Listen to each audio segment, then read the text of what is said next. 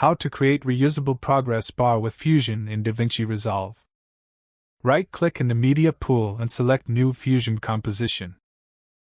Double-click on the composition to open it on the Fusion page. Add a background node and change its color. Add a rectangle mask and attach it to the background node and background to media out. Select the rectangle and in the inspector, set its width to 1 and adjust its height to your liking. Add another background node and attach its output to the output of background 1 to merge them.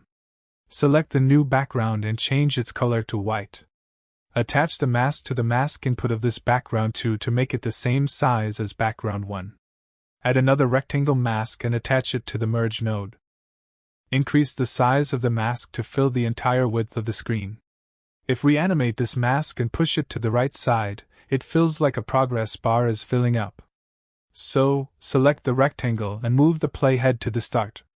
Click on diamond button next to center to create a starting keyframe. Move the playhead only 8 frames forward and increase center X value until the mask is out of the screen. And now we have this progress bar which is only 8 frames. The reason I only used 8 frames is that I want to add a node named keyframe stretcher which stretches the keyframe, and later in the edit page, I can change the size of the composition. Now click on the merge node and press Shift plus space. Search for keyframe and add the keyframe stretcher node after the merge node. Select the keyframe stretcher and in the inspector, set source start to 0 and source end to 8. Also, change the second source start and end to 0 and 8.